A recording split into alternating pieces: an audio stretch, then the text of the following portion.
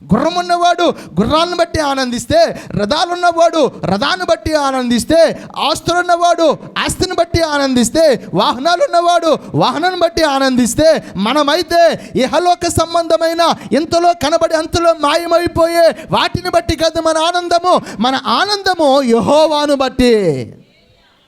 ఏబు అన్నాడు, నా గొడ్లలో పశువులు ఉన్నను లేకపోయినను, గొర్రెలు ఉన్నను లేకపోయినను, మేకలు ఉన్నను లేకపోయినను, నేను యెహోవా యందు ఆనందించెదను అన్నాడు. ఎందుకని? ఆ ఆనందం స్థిరమైనది. ఇప్పుడు ఏబు జీవితంలో గొర్రెలు చచ్చిపోయినాయి, కుటుంబం పాడైపోయింది, బిడ్డలు చనిపోయారు, ఆస్తి పోయింది, ఇప్పుడు ఇవన్నీ పోయినాయి. ఏబు యొక్క ఆనందము ఇవన్నిటితో ముడిపడి అనుకోండి. ఇప్పుడు ఏబు జీవితం ఏమైపోయింది చెప్పాలి? ఆనందం అంతా పోయినట్టే, ఇంక దుఃఖం తప్ప ఇంకేమీ లేదు. ఈరోజు చాలామంది దేన్ని నువ్వు ప్రేమించావో, ఏదని బట్టి ఆనందం అనుకున్నావో, ఏది గొప్పది అనుకున్నావో అది పోయేసరికి చాలామంది అంటారు, ఇంకెక్కడ నా జీవితం అంతా సర్వనాశనం. ఆస్తిని ప్రేమించాడు, అది పోయింది అనుకోండి, నేను దేన్ని నమ్ముకున్నా అదే కాస్త పోయింది, ఇక ఉన్న ఓటే చచ్చినా ఈ ఆనందం దాంతో పోయింది. హల్లెలూయా. అలాగా ఈలోక సంబంధమైన వాటిని బట్టి ఆనందించేవాడు అది ఎప్పటికప్పుడు పోతుంది. బిడ్డను బట్ట, కుటుంబాన్ని బట్ట, భర్తను బట్ట, మరొక దాన్ని బట్ట ఆ ఆనందం ఏదో ఒక రోజు నిన్ను విడిచి వెళ్ళిపోతుంది. వాస్తవం, ఖచ్చితంగా. కాబట్టి ఏబు తన ఆనందము అలాంటిది కాదు. తన ఆనందము యెహోవాను బట్టి ఆనందము.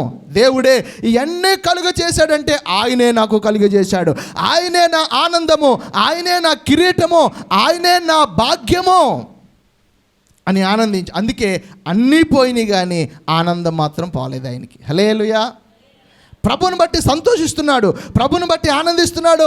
అన్నీ పోయినా సరే నా దేవుడు మరలా అన్నీ ఇవ్వగలిగిన వాడనే ఆనందముతో అతడు నింపబడిన అనుభవాన్ని చూస్తున్నాము. కానీ భార్యకి ఆనందము లేదు. అన్నీ పోయినాయి కదా, ఇంకెందుకు బ్రతకటం, ఇంక అనవసరము. నువ్వు దేవుని మొక్కావు, దేవుని స్తుతిస్తున్నావు, కానీ ఆ దేవుడు అన్నీ తీసేసాడు, అన్నీ పోయినాయి, ఇంకా మనకు అనవసరం, ఇంకా సంతోషం లేదు, ఇంకా దుఃఖమే అంది. అప్పుడు ఆయన అంటాడు, అన్నీ ఇచ్చినప్పుడు ఆనందించావు, ఈరోజు అన్నీ పోయినప్పుడు ఆయన దూషిస్తామా?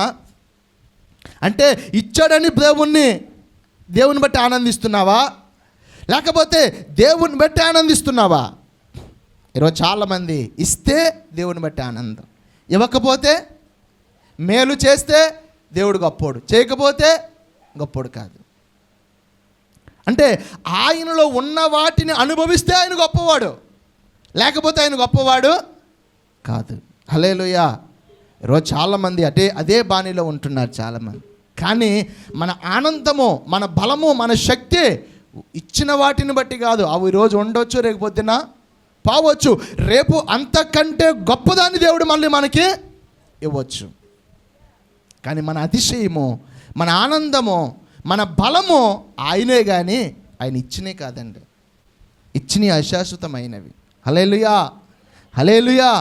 నీకు ఏది ఇస్తాడో అది శాశ్వతమైనది కాదు, ఆయనే శాశ్వతమైనవాడు మనకి. హల్లెలూయా. అందుకంటాడు, నేను యెహోవా యందు ఆనందిస్తున్నాను. దేవునికి స్తోత్రం. ఇక్కడ అంటాడు, రాజు దగ్గర పని చేస్తాను కదా, నా పరిస్థితి బాగుంది కదా అని సంతోషం కాదు నెహెమ్యాకే. యెరూషలేము పట్టమును బట్టి సంతోషము నెహెమ్యాకి. అది పాడైపోయిందని అతడు బాధ చెందుతూ ఉన్నాడు, దుఃఖపడుతూ ఉన్నాడు. ఈ రోజున మన దుఃఖము, నీ శ్రమను బట్టి నువ్వు దుఃఖపడతావు, నీ కలిగిన రోగాన్ని బట్టి దుఃఖపడతావు, నీ ఇంట్లో ఉన్న నష్టాన్ని బట్టి దుఃఖపడతావు, నీ బిడ్డలు బాగోని పరిస్థితిని బట్టి దుఃఖపడతావు. కానీ ఎప్పుడైనా దేవుని కొరకైన దుఃఖము, దేవుని పరిచర్య కొరకైన దుఃఖము, దేవుని మందిరము కొరకైన దుఃఖము, ఆత్మీయ రక్షణ కొరకైన దుఃఖము నువ్వు కలిగి ఉంటే ఆ దుఃఖము ఎంత గొప్ప ధన్యకరమైందో తెలుసా? హల్లెలూయా. హల్లెలూయా.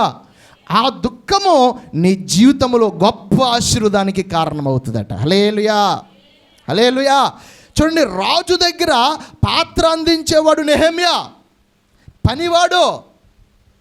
ఈ పనివాడి దుఃఖము, యెరూషలేము క్షేమం పాడైపోయిందని దుఃఖం వచ్చింది. వెంటనే